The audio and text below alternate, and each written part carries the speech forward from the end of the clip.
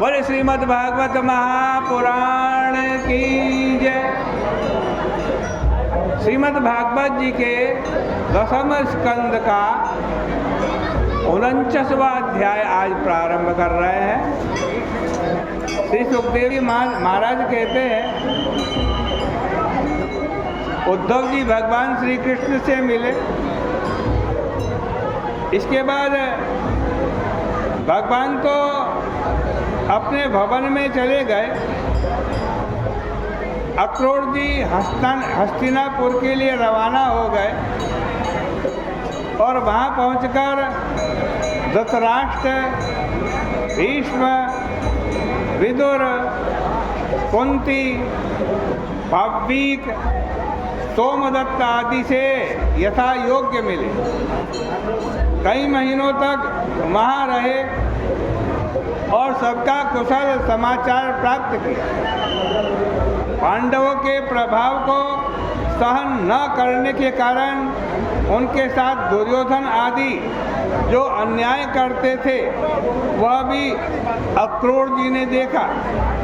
जब अक्रूर जी कुंती के घर आए तब वह बड़ी प्रसन्न हुई।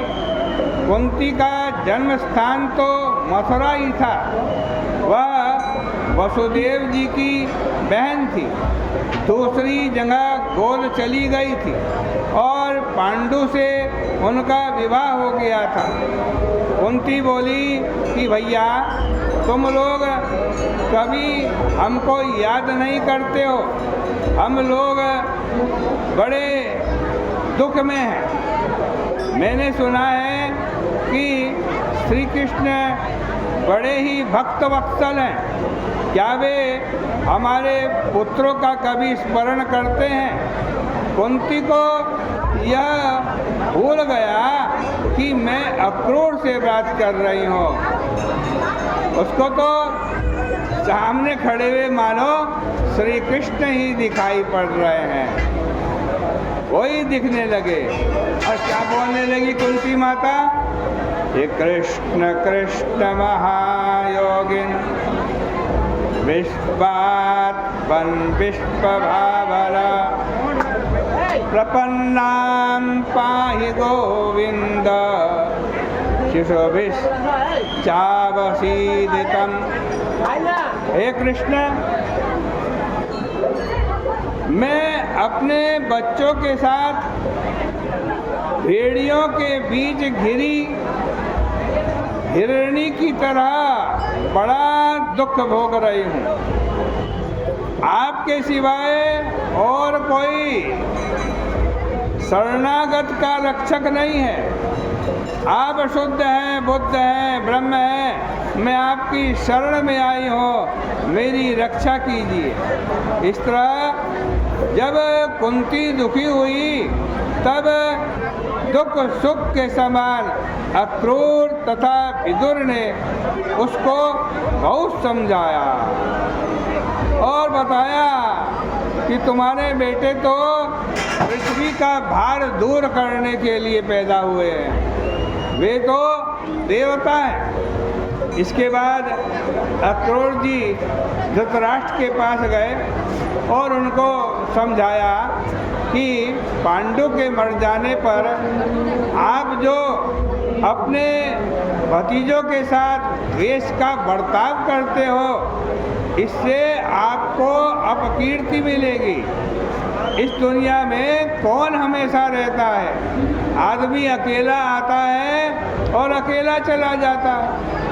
ये खाने पीने वाले लोग एक दूसरे को नष्ट भ्रष्ट कर रहे हैं। जिनको आप अपना समझ करके पालन पोषण करते हैं, वे आपको छोड़ करके चले जाएंगे और आपके हाथ में केवल पाप लगेगा। अंत में आपको नरक में जाना पड़ेगा। इसलिए आप इस संसार को स्वप्न माया मनोरथम, सपना माया जादू का खेल और मनोरथ अथवा मनोराज्य की सृष्टि समझिए तथा अपने स्वरूप को जानिए। अपने आप को अपने में एक कर लीजिए और शांत हो जाइए। धृतराष्ट्र ने कहा अक्रूर जी से, अक्रूर, जो तुम कह रहे हो कह तो बिल्कुल ठीक रहे हो। यथा वदति कल्याणीम वाचम दानपते भवान, यही तो मैं भी चाहता हूँ। तृप्ति भी इससे नहीं होती, लेकिन यह बात मेरे भीतर टिकती नहीं, क्योंकि हृदय में बेटों का पक्षपात है।